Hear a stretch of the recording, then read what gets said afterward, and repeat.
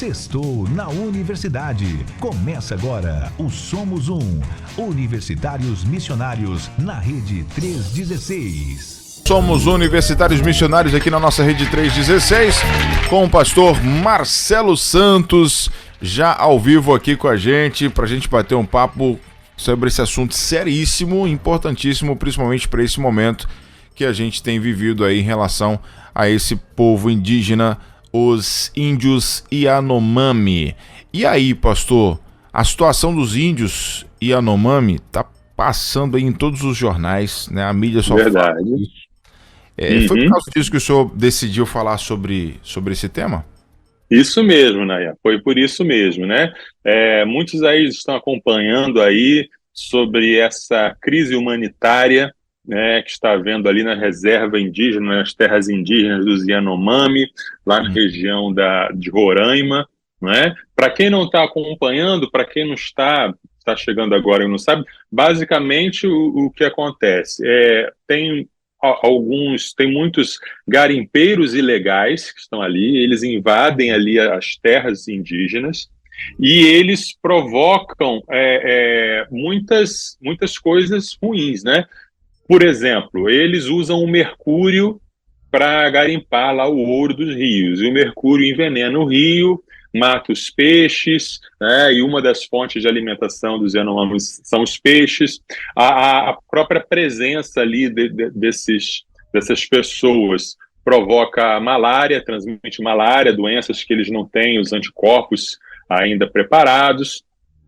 E aí acabam também, esse contato desordenado, descontrolado, destrói o padrão de vida, né, o padrão socioeconômico ali dos Yanomami. Por quê? O que acontece? Eles estão acostumados a se alimentar do que colhem, do que plantam, né, do que caçam, do que pescam. E aí chega o garimpeiro, chega outra pessoa e oferece ali o produto industrializado, produto que ele não precisa trabalhar, cavar terra para fazer, é só abrir o pacotinho e comer o biscoito, né? Muito mais fácil. Então a pessoa larga o trabalho que fez durante a vida toda e aí não sabe fazer outra coisa também, aí cria toda uma situação de caos social, né?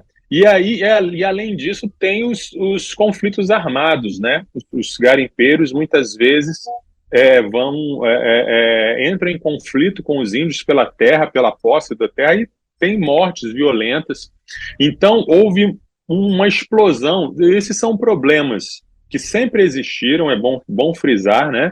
Sempre existiram esse tipo de problemas, mas nos últimos anos isso cresceu a um ponto que já se somam mais de 500 mortes, né?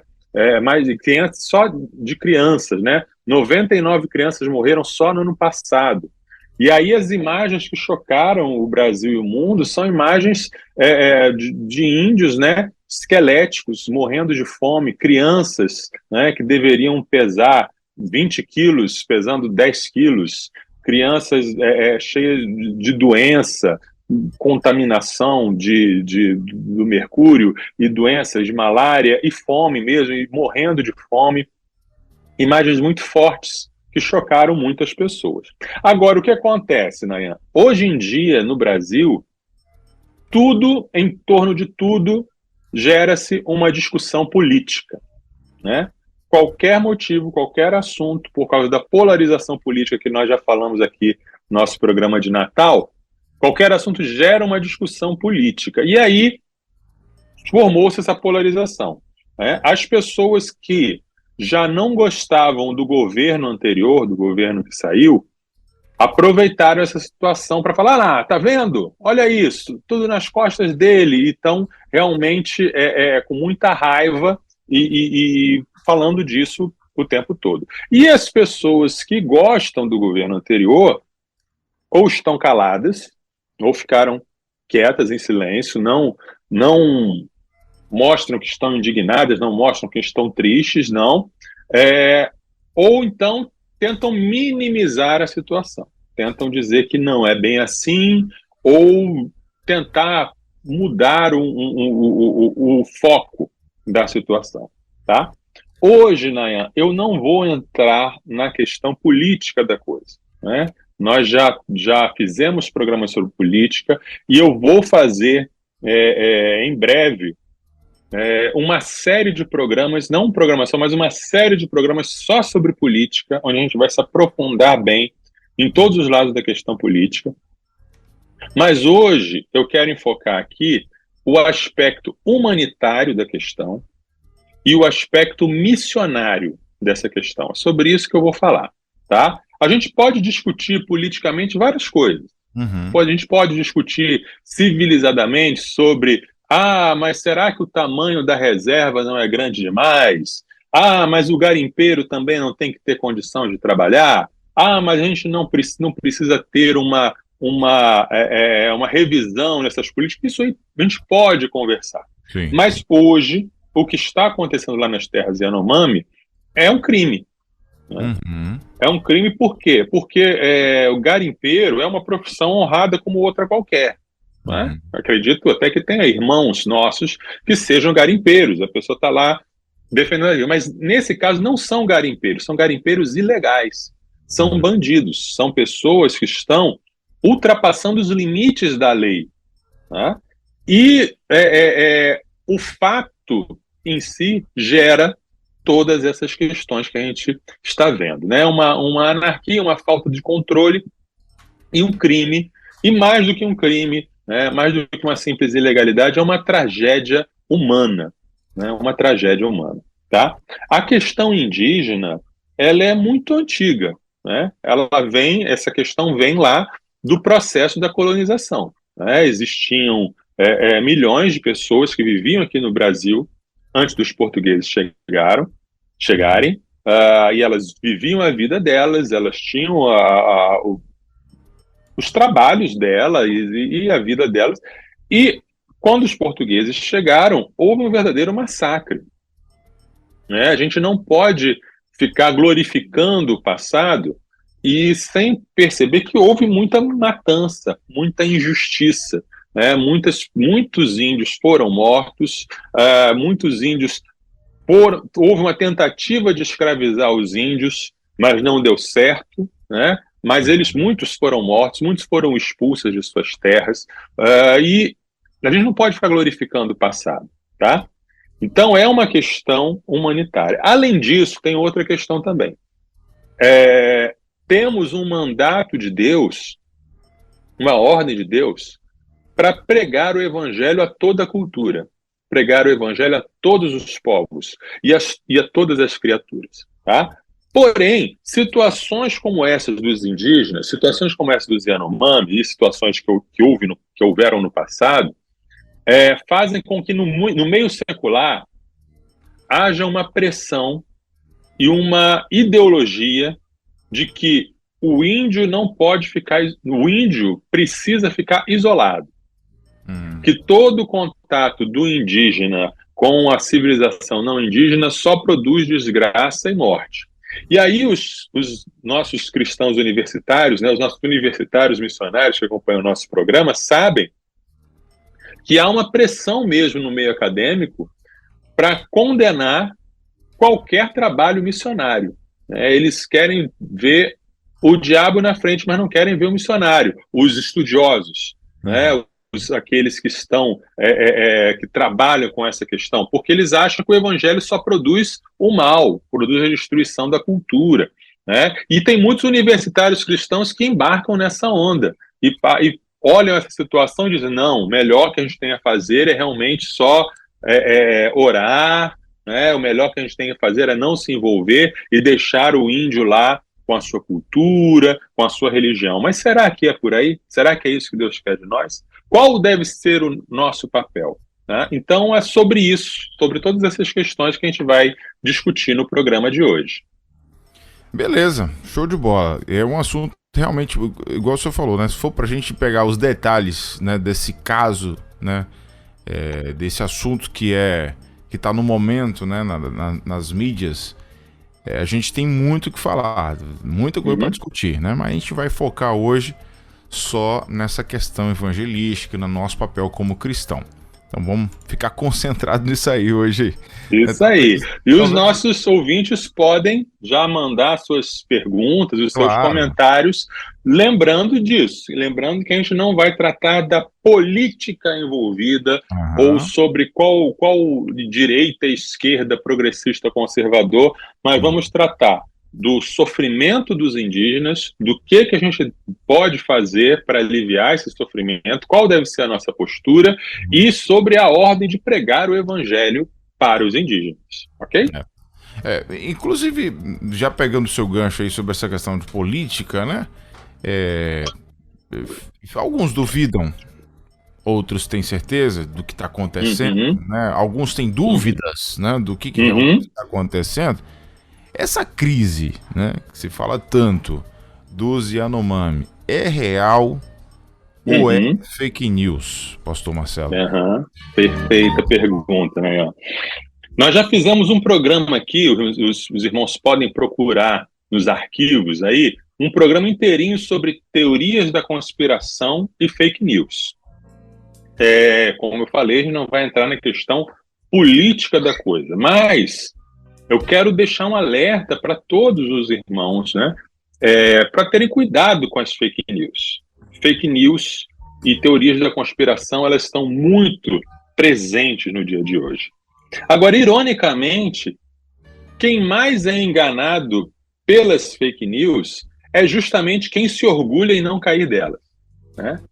Você vai conversar com alguém e a pessoa fala, não, eu não caio nessas fake news, mas essa pessoa que não cai em X fake news está caindo em Y outras fake news. E funciona mais ou menos assim. Sabe aquele malandro que vai dar o golpe na pessoa e chega para a pessoa e fala assim, mas você é muito inteligente, eu nunca conseguiria enganar você, eu nunca conseguiria fazer você comprar esse negócio aqui, você é muito inteligente para isso, mas tem esse outro aqui. Aí a pessoa vai, se acha muito inteligente e cai no famoso conto do vigário, né? Hoje em dia, essa questão das teorias da conspiração, da chamada pós-verdade, chegou a um nível tão grande, né? Por exemplo, eu vi uma pesquisa recente que na Holanda, 40% dos jovens não acredita que houve um holocausto nazista, não acredita que houve a matança dos judeus, né, na Europa, lá durante a Segunda Guerra Mundial. 40% dos jovens. Num país, né, um país europeu, um país com uma educação de qualidade acessível. Então você vê como as pessoas, às vezes, elas são iludidas e são enganadas por coisas muito simples e muito, muito óbvias, né? E o mais perverso, Nayan, o mais triste disso aí, é que é impossível refutar uma fake news ou uma teoria da conspiração. Por exemplo, nesse caso da Alemanha, não é? do nazismo. Alguém fala assim, não, eu não acredito, os nazistas não eram tão maus assim, não. Eles não mataram essa quantidade de judeus, não. Aí você fala para ele, mas olha as fotos, olha os vídeos. Não, isso aí é montagem. Né? A pessoa já está determinada a não acreditar. Ela fala, isso é montagem, isso é coisa de Hollywood, isso é efeito especial. Não, mas como é que pode? E os relatos dos sobreviventes? Não, isso aí são atores que são pagos para falar. E aí, quando a pessoa ela entra nisso, não tem como você provar para ela que aquilo que está sendo mostrado ali ao vivo e a cores é real. Porque ele acha, né, ela já está determinada a acreditar que é mentira. Ela já está determinada a acreditar que aquilo é falso. Né? Voltando, então, à questão dos Yanomami. A pessoa vê as imagens, né, vê ali os vídeos, aquela pessoa esquálida, a pessoa praticamente morrendo. Eu realmente não sei o que passa pela cabeça da pessoa. Não sei se a pessoa acha que é um ator, uma atriz, não sei se acha que é computação gráfica, porque hoje em dia a computação gráfica ainda não chegou a esse ponto, mas um dia vai chegar, né? Mas o que acontece? Qual é o mecanismo psicológico daquilo? A pessoa já está determinada a acreditar que é falso. Porque se ela acreditar que é verdade, aquilo vai mexer em algumas concepções dela. vai mexer em algumas convicções dela, vai trazer sentimentos negativos que ela não quer ter. Então aparece alguém, qualquer um, em qualquer lugar, que diz assim, não, isso é falso. Aí a pessoa diz, ufa, então é falso, né? Porque fulano falou que é falso. Alguém fala com autoridade, alguém coloca, bate na mesa e diz, é falso. Não precisa provar. Aliás, não tem como provar, né? Como é que a gente vai, por exemplo, provar que o índio que está sofrendo, né, uma teoria da conspiração que se divulgou é que eles não eram índios brasileiros, né? É que eram índios venezuelanos, e que os venezuelanos estão passando fome por causa do governo comunista, do Maduro, e por isso eles estão com fome. Como é que alguém prova que aquele índio é brasileiro? Vai exigir o CPF do índio? Vai exigir o passaporte? Carteira de habilitação? Tá entendendo como o buraco é fundo? Como uma coisa é complexa, né? E ainda assim, mesmo que se fosse possível provar, a pessoa não ia acreditar. É mais ou menos assim, como alguém já postou nas redes sociais, alguém postou uma reclamação que comprou uma coisa na Amazon, né? E não chegou. Aí ele abriu lá o pedido, olha, eu comprei tal coisa, assim, assim, assim, e ainda não chegou. E aí o atendente da Amazon falou assim, tá, por favor, sim, ok, nós vamos anexar, mas por favor, anexe uma foto provando que seu produto não chegou. Eita. Aí a pessoa vai e tirou a foto assim, com a mão vazia, né? Porque é só isso que dá para fazer, né? Não dá para provar, só daria para provar que chegou, não dá para provar que não chegou. Exatamente. Uma dica, quando alguém está numa dúvida sobre se algo é uma fake news ou se é uma notícia verdadeira, além de a dica básica é você olhar numa multiplicidade de fontes. Não ficar olhando só para uma fonte, só para um lugar, mas várias fontes. As fontes que você gosta, as fontes que você não gosta, comparar as informações. Outra fonte, outra dica é se perguntar, quem é que se beneficia? Né? Se isso aqui for verdade, quem vai ser beneficiado? Se isso não for verdade, quem vai ser beneficiado? Quem lucraria em inventar a mentira de que tem índios passando fome na floresta? Quem lucraria de inventar a mentira de que não tem índios passando fome na floresta? Você começa a se perguntar assim. E perguntar para si mesmo também, por que eu estou tão ansioso para que isso seja mentira? Por que eu quero tanto acreditar que isso seja uma mentira? O que está em jogo aí para mim? Quais são os fatores pessoais que estão em jogo para eu não dar ouvido para uma coisa e dar ouvidos muito ansiosamente para outra coisa? É um tema muito citado na política, né? Foi o versículo, João 8,32, a verdade vos libertará. Só que tem uma coisa, a verdade para nos libertar, muitas vezes ela dói. Verdade. Jesus, quando falou para os judeus a respeito disso, a verdade vos libertará, eram verdades que eles não queriam ouvir. Era a verdade que eles não eram filhos de Abraão, eles eram filhos do diabo. Era a verdade de que eles não eram livres, eles eram escravos do pecado. Né? Então, é a verdade que eles precisavam ser libertos e só o Filho que poderia libertá-los, o Filho que é a própria verdade. Então, ser liberto pela verdade muitas vezes envolve você ter um confronto com a verdade. E você ouvir verdades que doem, verdades que machucam. Um outro critério que você pode usar é o seguinte, essa fonte aqui que está me dizendo que é uma farsa, que não existe crise, né? É uma fonte que já acertou antes ou que errou antes? As outras coisas que essa fonte me disse provaram ser verdadeiras? Porque nas últimas semanas houve uma série de profecias que não se cumpriram. Houve uma série de garantias que foram dadas. Não, isso aqui vai acontecer. Em 72 horas vai acontecer isso, já está determinado, já está feito. E não se cumpriram. E aí vale a pena perguntar, são as mesmas fontes, são as mesmas pessoas que estão dizendo agora? Se eles falharam antes, como eu vou acreditar agora? Em Deuteronômio capítulo 18, versículo 22, Deus estabelece um padrão para a gente acreditar ou não em algum profeta. E o versículo diz: saibam que quando esse profeta falar em nome do Senhor e a palavra dele não se cumprir, nem acontecer o que ele profetizou, esta é uma palavra que o Senhor não falou. Tal profeta falou isso com presunção. Não tenham medo dele.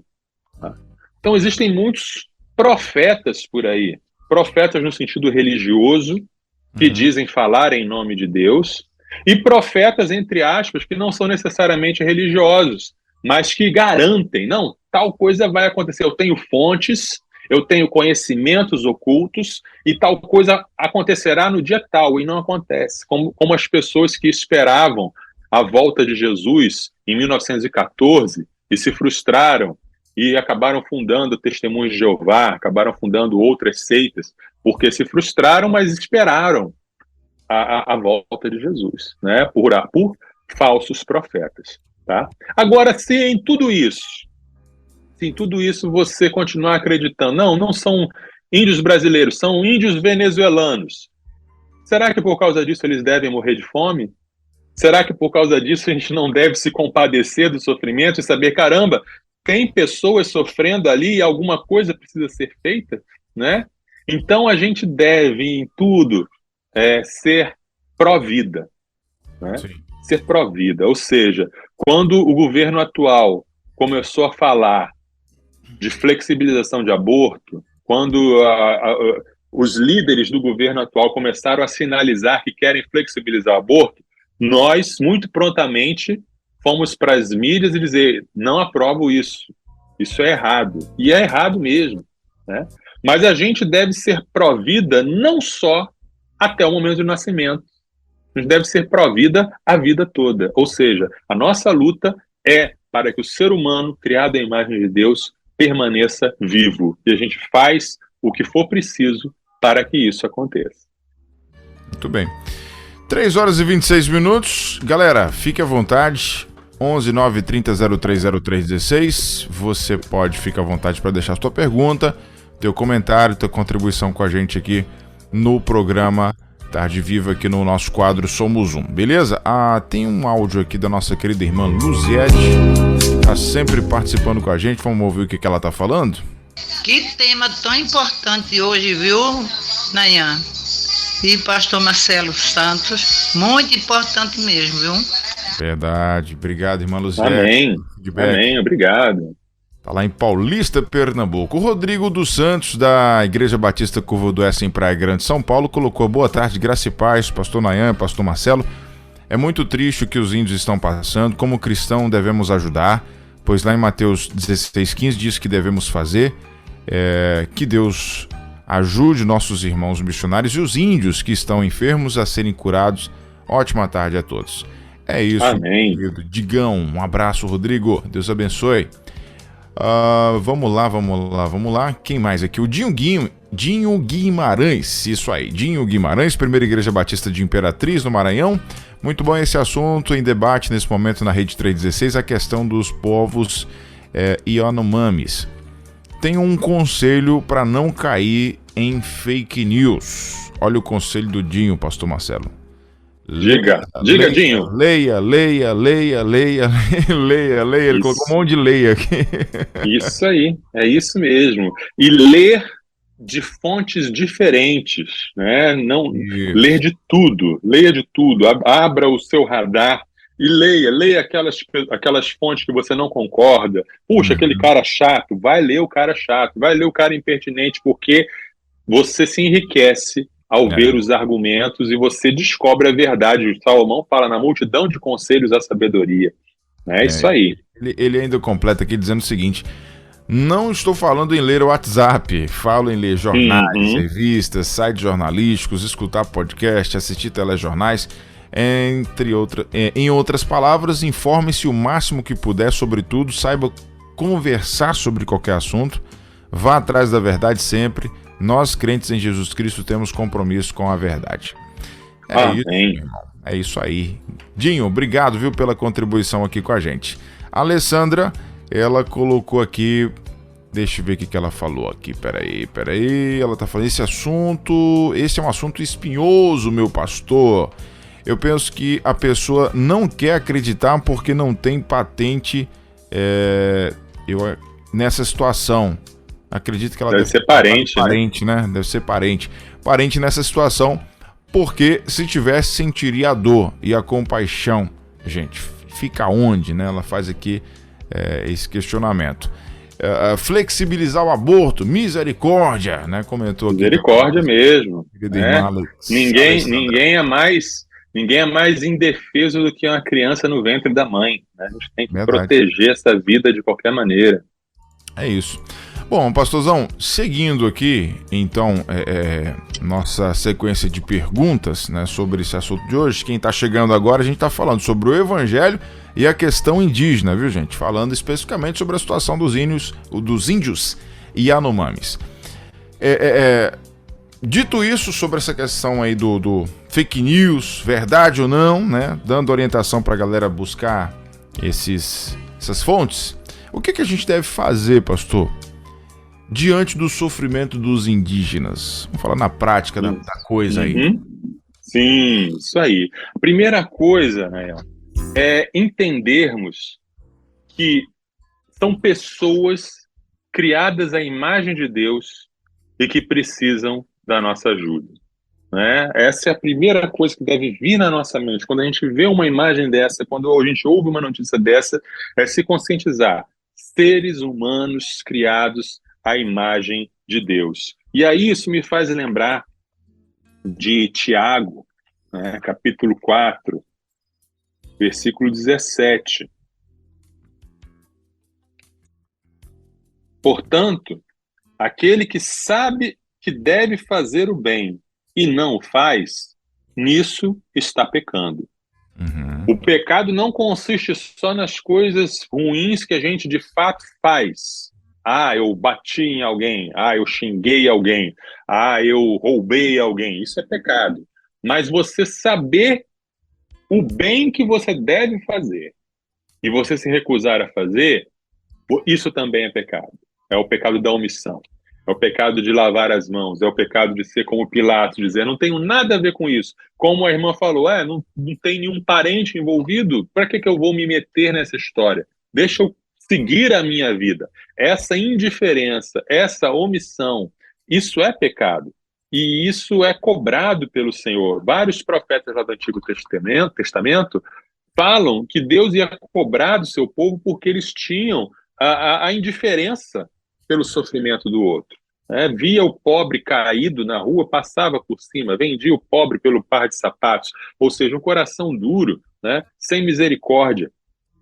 Em Gálatas, capítulo 2, versículo 10, nós lemos o seguinte: somente recomendaram que nos lembrássemos dos pobres, o que também me esforcei por fazer. Então, Paulo aqui está falando da missão que ele tinha, né, que Tiago, Pedro, os outros apóstolos, ao enviarem Paulo para ser um missionário entre os gentios, lembraram, olha, lembre-se dos pobres. E Paulo falou, ok. Então, lembrar-se dos pobres, lembrar-se daquele que está sofrendo, é uma atitude cristã. Em Provérbios, capítulo 14, versículo 13, aliás, versículo 31, quem oprime o pobre insulta aquele que o criou, mas o que se compadece do necessitado honra a Deus. Então foi Deus que criou o pobre, foi Deus que criou o índio, foi Deus que criou a pessoa que sofre, foi Deus que criou a pessoa em necessidade, que está em necessidade. Então você oprimir ainda mais está insultando a Deus, mas aquele que se compadece do necessitado honra a Deus. Em Isaías 58, tem um texto que fala sobre o jejum. né? Qual é o jejum que agrada a Deus? E o profeta, o Senhor fala pela boca do profeta. Isaías 58, de 6 a 8. Será que não é este o jejum que escolhi? Que vocês quebrem as correntes da injustiça, desfaçam as ataduras da servidão, deixem livres os oprimidos e acabem com todo tipo de servidão? Será que não é também que vocês repartam o seu pão com os famintos, recolham em casa os pobres desabrigados, vistam os que se encontrarem nus e não voltem as costas ao seu semelhante? Então a luz de vocês romperá como a luz do alvorecer, e a sua cura brotará sem demora. A justiça irá diante de vocês, e a glória do Senhor será a sua retaguarda. Tá? Então a gente vê aqui que em toda a Bíblia, no Novo Testamento, no Antigo Testamento, existe um desejo de Deus que o seu povo se compadeça de quem está mais vulnerável, de quem está mais necessitado. Isso não tem nada a ver com salvação pelas obras, porque durante muito tempo os evangélicos falavam assim: olha, são os católicos e os espíritas que buscam alcançar a salvação pelas obras de caridade. Nós não. Nós entendemos que a salvação é somente pela fé em Jesus Cristo. Verdade. A salvação é somente pela fé, não precisamos fazer obra nenhuma para ser salvos. Mas, porque somos salvos, né? Porque fomos criados, Efésios 2, de 8 a 10. Pela graça sois salvos por meio da fé. Isso não vem de vós, é dom de Deus, não vem das obras, mas não vem das obras para que ninguém se glorie, né? Porque somos feitura sua, criados em Cristo Jesus para as boas obras. Então não somos salvos pelas boas obras, mas somos salvos para as boas obras. E é isso o que Jesus está dizendo em Mateus capítulo 25, um texto que é muito mal entendido, como se Jesus estivesse falando sobre obras para a salvação, mas é um texto que fala sobre as características de quem é salvo e de quem não é salvo. Quais são as características exteriores que vão revelar que alguém tem fé em Jesus, né, e ser salvo no dia do juízo. Mateus 25, de 34 em diante. Então o rei dirá aos que estiverem à sua direita: venham benditos de meu Pai, venham herdar o reino que está preparado para vocês desde a fundação do mundo. Porque tive fome e vocês me deram de comer, tive sede e vocês me deram de beber. Eu era forasteiro e vocês me hospedaram, eu estava nu e vocês me vestiram, enfermo e me visitaram, preso e foram me ver. Então os justos perguntarão: quando foi que vimos o Senhor com fome e lhe demos de comer? Ou com sede e lhe demos de beber? E quando foi que vimos o Senhor como forasteiro e o hospedamos? Ou nu e o vestimos? E quando foi que vimos o Senhor enfermo ou preso e fomos visitá-lo? O rei, respondendo, lhes dirá: em verdade lhes digo, que sempre que o fizeram a um destes meus pequeninos irmãos, foi a mim que o fizeram. Então o rei dirá também aos que estiverem à sua esquerda: afastem-se de mim, malditos, para o fogo eterno, preparado para o diabo e seus anjos. Porque tive fome e vocês não me deram de comer. Tive sede e vocês não me deram de beber. Sendo forasteiro, vocês não me hospedaram. Estando nu, vocês não me vestiram. Achando-me enfermo e preso, vocês não foram me ver. E eles lhe perguntarão: quando foi que vimos o Senhor com fome, com sede, forasteiro, nu, enfermo ou preso, e não o socorremos? Então o rei responderá: em verdade lhes digo, que sempre que o deixaram de fazer a um destes mais pequeninos, foi a mim que deixaram de fazer. E estes irão para o castigo eterno, porém os justos irão para a vida eterna. Tá? Então, a gente vê, né? O que Jesus espera de nós? Para que Jesus nos salvou? Jesus nos salvou do pecado, nos salvou da condenação, nos salvou da lei, do diabo, nos salvou disso tudo. Mas ele nos salvou para quê? Jesus nos salvou para sermos como Jesus. Jesus nos salvou para estendermos esse reino de Deus, que é de justiça, de misericórdia e de compaixão. Aí eu fico me perguntando, sabe, Nayan? Fico olhando E me pergunto, será que nessa indiferença que muitas pessoas têm, será que não tem um componente de racismo também? Porque eu vejo que tem quando tem, por exemplo, imagens, reportagens de pessoas sofrendo na Ucrânia, por exemplo, pessoas sofrendo na Finlândia, na Bósnia, comovem muito mais e por muito mais tempo do que imagens de pessoas sofrendo no Sudão, na Etiópia, ou no caso em Roraima. Né? Será que não está dentro de nós, incrustado na minha mente, um ensinamento que vem lá de trás dos bancos escolares, que passa uma mensagem mais ou menos de que o índio não é muito humano, né? Ele é meio como bicho. O índio, em harmonia com a natureza, quase que um ser meio místico, né? Um ser meio assim lendário, como se fosse algo distante de nós, diferente de nós, né? Mas não é, né? Não é ser humano, é gente, tem sangue vermelho igual o nosso. Vai falar isso para missionária. Vai falar isso para a missionária Márcia Doneda para você ver. Pois é, com certeza. Ela vai brigar muito.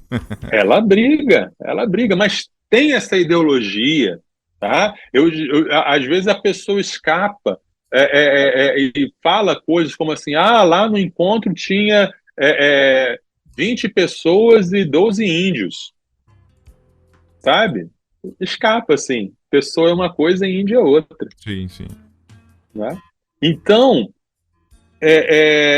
será que a ideologia política, outra coisa que eu me pergunto, será que a nossa ideologia política vale mais do que a vida de seres humanos? São perguntas difíceis que a gente precisa se fazer. Bom, talvez você, ouvinte, ou talvez a sua igreja, não possa fazer nada diretamente para ajudar os Yanomami ou outros grupos indígenas, porque não são só os Yanomami que sofrem, não, tá? Tem outros grupos indígenas também passando por vários tipos de problema e também, digo e repito, não é de hoje. Talvez você não possa fazer algo diretamente, mas você pode orar. E orar já é muito, né? Orar já vale muito. A sua igreja pode orar. Sérios, missionários que entendem, os nossos projetos missionários de missões nacionais entendem que a pregação do evangelho anda de mãos dadas com a preservação da vida. Né? Então apoie, cuide desses projetos. Né? Você pode, a sua igreja pode enviar doações, né? pode fazer mobilizações, mas principalmente não deixe o seu coração se endurecer. Né? Não feche os seus olhos para o sofrimento que você vê por causa de gostos e antipatias políticas. Você sabe, né, teve gente até que criticou o uso do avião da FAB para levar alimento para os indígenas. Né? Tem gente que levou assim, a FAB não deveria se envolver isso porque isso aí está alimentando a narrativa do governo atual, enfraquecendo, sabe? Isso aí é coração duro. Né? Isso aí a gente deve realmente colocar a mão na consciência, se arrepender e pedir perdão ao Senhor. Né? Complicado, muito complicado isso aí. Eu não vou nem comentar. Enfim, a nossa querida irmã Alessandra está comentando aqui, nossa missionária Germana e o pastor André estão lá cuidando e dando suporte para os índios. Oremos por eles. Isso. Claro. Isso. Os projetos missionários de missões nacionais são a bênção. Isso aí. Né? Os irmãos podem acompanhar aí nos nossos sites, nas nossas redes. Vocês vão saber aí, ver realmente tudo o que tem sido feito pelos nossos índios. O Vinícius, o Marcos Vinícius da Segunda Igreja Batista de São Sebastião, em São Paulo, ele faz uma pergunta aqui que pode até dar uma conotação que seja uma pergunta boba, mas não é. Ele fala assim, um missionário indo numa aldeia, né, como essa ou como outra, se for o caso, dependendo da cultura, ele vai ter que meio que se adequar à cultura dos índios, né? Sim. E aí ele fala de uma questão aqui interessante de ficar nu. Uhum. E ele fala assim, o que podemos fazer para evangelizar nesse caso? Achei interessante essa pergunta aqui do Marcos Vinícius. Sim. Todo missionário, né, ele é treinado e ele é ensinado nessas questões de como transmitir o evangelho dentro do contexto de cada cultura. Sim. Porque a gente sabe que existe o evangelho que ele é transcultural, ou seja, ele não é produto de nenhuma cultura, ele é revelado de Deus para nós. A mensagem de Jesus, a mensagem de salvação, de arrependimento, de fé, da cruz e da ressurreição, isso é transcultural. Essa mensagem deve ser transmitida. Mas a gente recebe essa mensagem dentro de cada cultura. Então você vê, se você você vai numa igreja na Baixada Fluminense, aqui no Rio de Janeiro, tem um estilo de culto. Se você vai numa igreja no interior da Alemanha, não parece que é a mesma igreja, não parece que é o mesmo cristianismo, mas é a mesma mensagem. Você vai numa igreja no interior da África, é outra coisa. Você vai numa igreja em Nova York, é outra coisa. E aí o evangelho, quando ele é pregado, o missionário, ele precisa ser treinado nesses princípios de antropologia, precisa entender o que é antropologia, o que é cultura, precisa entender de tradução, como traduzir um conceito de uma língua para outra. Nós temos o nosso missionário lá, o Gunther Carlos Krieger, né? Ele ficou, não sei se foram 40 ou 50 anos vivendo entre os índios. Sim. Para aprender os costumes, para aprender a cultura, para conseguir traduzir a Bíblia. Ele fez a tradução da Bíblia para a língua deles. E isso envolve os usos e os costumes. Tá? Por exemplo, o Hudson Taylor, missionário na China no século XIX, ele chocou os outros colegas missionários dele porque ele foi para lá e ele se vestia como um chinês. Ele não usava terno, a roupa ali do inglês. Ele se vestia como chinês e ele aprendeu a comer com as comidas dos chineses, né?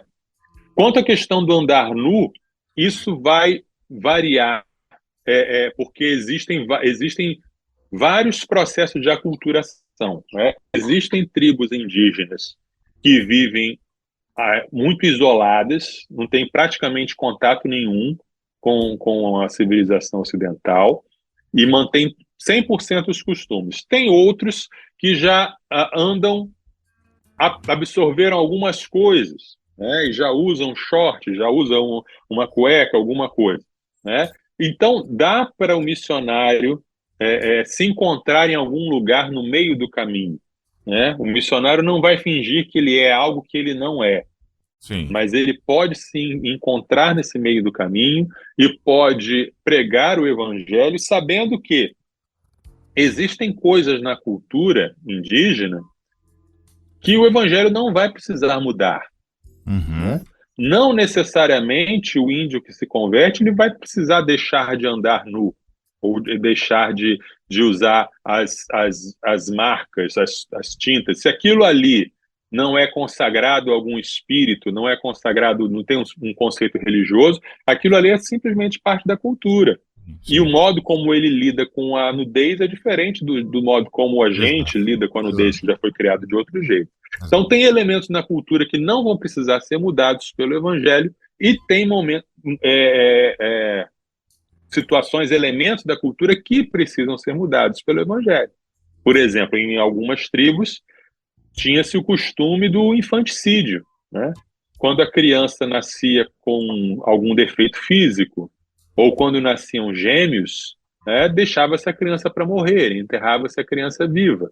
Então o evangelho chega e muda esse aspecto da cultura, né? Mas isso é feito sempre com cuidado e com preparo, e essa pergunta é excelente. A pregação do evangelho tem que ser feita dentro da cultura, né, para que Jesus chegue e fale com a cultura, e o missionário deve fazer tudo o que está ao seu alcance para se aproximar dessa cultura, desse povo. Maravilha. Bom, 3 horas e 48 minutos no horário oficial de Brasília. Pastor Marcelo, fala pra gente, já que você pegou esse gancho aí, né? A pregação do evangelho prejudica a cultura indígena? Acho que o senhor já fez uma introdução aí já, né? Isso mesmo, isso mesmo. Esse é um discurso muito comum no mundo acadêmico. Os nossos ouvintes que estudam antropologia, né, que estudam história, que estudam esse ramo mais das ciências humanas, isso é quase um mantra, né? O missionário acaba com a cultura do índio. O missionário, ele prejudica, mata, é um genocídio, papapá. Bom, exatamente o que eu falei no começo, na pergunta anterior. A gente precisa entender que eles são seres humanos feitos à imagem de Deus. Por isso a gente deve se compadecer deles. E justamente porque eles são seres humanos feitos à imagem de Deus, a gente precisa pregar o evangelho para eles. Isso é uma ordem, né? Ide por todo mundo, pregar o evangelho a toda criatura. Vão, façam discípulos, batizando-os em nome do Pai, do Filho e do Espírito Santo. Discípulos de todas as nações. Essa palavra nações é etne, de onde surgiu a palavra etnia, ou seja, todos os povos, né? Todos os grupamentos humanos precisam ouvir o evangelho, porque todos são pecadores, né? O índio é pecador, não é porque os mitos que a gente ouve desde a infância, né? O bom selvagem não tem pecado. Tem pecado, ele é pecador, ele está separado de Deus, e é só através da fé em Jesus que ele vai ser salvo, tá? Não existe plano B, né? Tem alguns cristãos aí que acreditam nisso. Não, tudo bem, Deus mandou Jesus, mas tem um plano B. Quem nunca ouviu falar de Jesus, Deus vai dar um jeitinho, né? Deus vai fazer exame final, como é que fala? Recuperação, né? Recuperação é ótimo. Uma prova aí, segunda época. A pessoa vai ficar de segunda época aí porque nunca ouviu falar de Jesus. Mas a Bíblia é bem clara, meus irmãos. Romanos 10, de 13 a 15. Porque todo aquele que invocar o nome do Senhor será salvo. Como, porém, invocarão aquele em quem não creram? E como crerão naquele de quem nada ouviram? E como ouvirão, se não há quem pregue? E como pregarão, se não forem enviados? Por isso que a gente envia missionários. Porque a gente entende a necessidade de todos os povos ouvirem, de todas as nações, todas as etnias, todos os grupos entenderem essa mensagem para que cada pessoa possa tomar a sua decisão. Eu quero Jesus, eu não quero Jesus.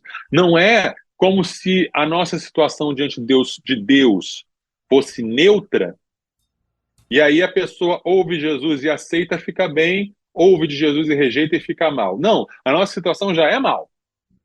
Já estamos perdidos. Já estamos condenados. Ouvindo de Jesus e aceitando a Jesus, aí a gente passa da morte para a vida. Mas o estado original da gente é a morte, é a condenação. Tá? Então precisamos pregar o evangelho aos indígenas. Tá? A verdadeira pregação do evangelho, Nayan, coloca em xeque qualquer cultura, inclusive a nossa.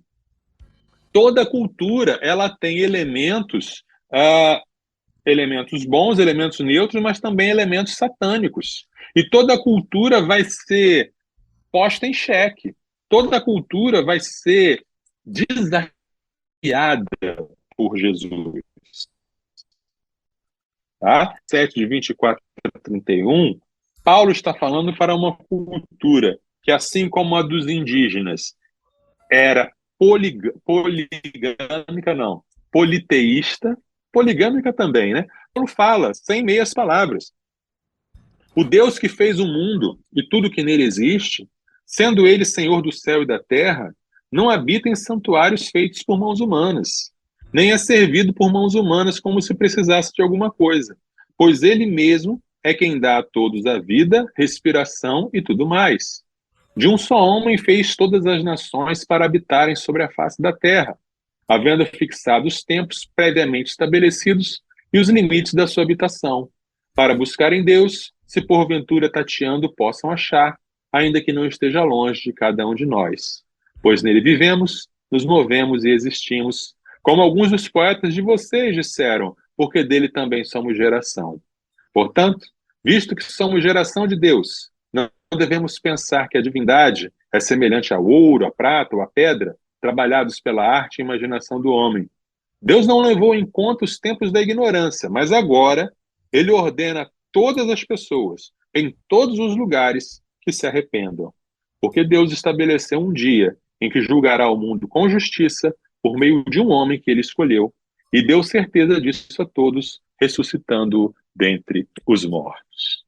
Então, a ordem é clara, né? Todos os povos devem ouvir e crer em Jesus. Então, universitário cristão, não abaixe a cabeça para o preconceito da sociedade secular. Não abaixe essa cabeça. Eu li uma reportagem que falava assim, a pregação evangélica muda a cultura dos indígenas. E era era uma reportagem que você sentia o preconceito o tempo todo, né? Mostrando como algo extremamente negativo o fato, foi feita a reportagem lá da tribo, e era uma tribo em que a maioria dos índios se converteu. Praticamente a tribo toda se tornou evangélica. E eles iam para a igreja, e tinha o culto na língua deles, tinha o pastor, que era um pastor índio, tinha os cânticos na língua deles, tinha um grupo de louvor que sonha agora em gravar um CD. E aí tudo isso era relatado pela reportagem como se fosse uma coisa muito ruim, né? Como, olha só que coisa horrível, né? Os belos índios que antes viviam pelados por aí, agora estão na igreja, né? Olha só. E aí a gente vê isso como é bonito o evangelho. O que o evangelho faz, né? E aí quando lendo a reportagem e vendo o que se perdeu da cultura, o que a reportagem lamenta que os índios não fazem mais, que eles não andam mais nus e que eles não têm mais um hábito de uma dança lá que eles tinham, e não tem mais uma bebida que eles bebiam, que eles ficavam muito loucos bebendo. Ora, questão da língua, né? A língua é preservada, a língua é uma coisa boa. Questão da dança, que pena, né? Mas a prática da bebida, que bom que eles largaram, né? Que bom que não estão mais ficando loucos e se embriagando. E a gente precisa diferenciar esses elementos, né? Eles precisariam ter deixado de andar nus? Não precisariam. Eles poderiam ter continuado com isso, porque isso não muda, né? Mas o fato é que o evangelho ele não destrói a cultura. O evangelho transforma, assim como transforma cada vida, como transforma cada pessoa. Tá? Então, é claro que o pregador, o missionário, ele precisa conhecer, né, a cultura para onde ele está pregando, ele precisa conhecer e saber como ele vai fazer, mas faz parte da essência do cristianismo a propagação da nossa fé, né? Quererem que a gente deixe de pregar o evangelho é a mesma coisa que dizer você não pode ser evangélico, né?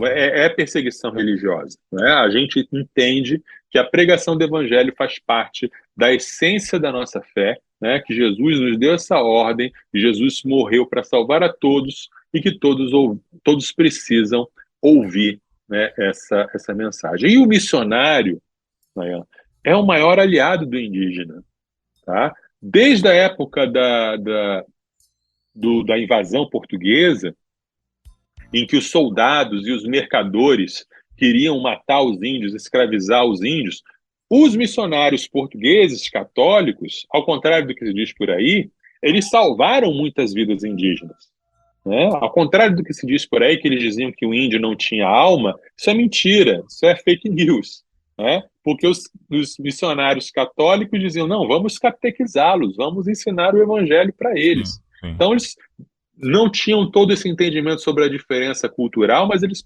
preservaram muitas vidas. E hoje em dia, os missionários que nós temos evangélicos, eles são aliados do índio, eles ajudam o índio nas questões sanitárias, eles ajudam os índios nas questões financeiras, eles ajudam os índios a se defender muitas vezes dos garimpeiros ilegais, dos bandidos, dos traficantes que os assediam, né? Então o governo deveria fazer uma aliança com os missionários e não tratar os missionários como inimigos, né?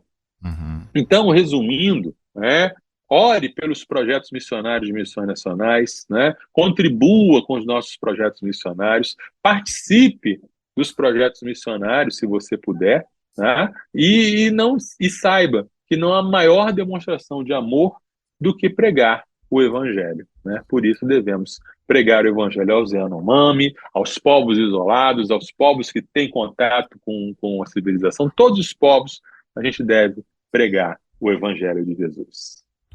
É exatamente isso, né? Como ouvirão se não há quem pregue, né? É isso. Bom, agora 3 horas e 59 minutos, nós precisamos estar à disposição. Pastor Marcelo, obrigado por esse conteúdo riquíssimo. Eu que agradeço a oportunidade. Um assunto muito importante para esse momento. Aliás, a gente encerra aqui com os comentários dos nossos ouvintes. A Marta Duarte, da PIB de Pimenta Bueno, lá em Rondônia, disse assim: meu esposo faz um trabalho espiritual e social em uma das tribos, lá no Amazonas, no Rio Purus, com projetos para ensinar eles a preparar alimentos com o que eles têm na sua própria terra. Tem sido muito bom. Legal demais. Maravilha. Glória a Deus. Parabéns aí pela iniciativa, viu, do seu esposo.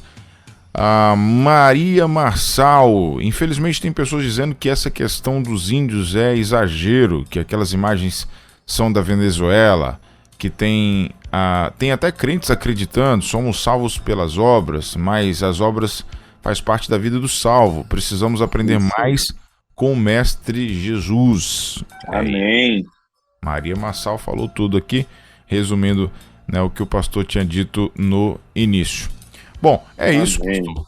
Galera aqui, né, colocando um cheque, né, dando ok, assinando embaixo aí nesse assunto de hoje sobre a importância da evangelização, né, junto aos povos indígenas. De que a gente vai falar na semana que vem, pastor Marcelo Santos? Semana que vem, nosso tema é Minha Família, Meu Campo Missionário. Minha Família, Meu Campo Missionário. Ótimo, maravilha, show de bola. Então a gente vai fazer uma dobradinha sobre família, né? Na quinta-feira a gente já tem o quadro, né, Entre Pais e Filhos, e vamos falar na sexta-feira também. Vai ser massa. Glória a Deus. Glória a Deus. Pastor Marcelo, um abração, Deus abençoe. Bom Um abraço a todos os nossos ouvintes, bom fim de semana para todos. Orem pelos Yanomami e vamos, em nome de Jesus, mudar essa situação, se Deus quiser. Amém. Um abraço. Sextou na Universidade. Universitários Missionários na Rede 316.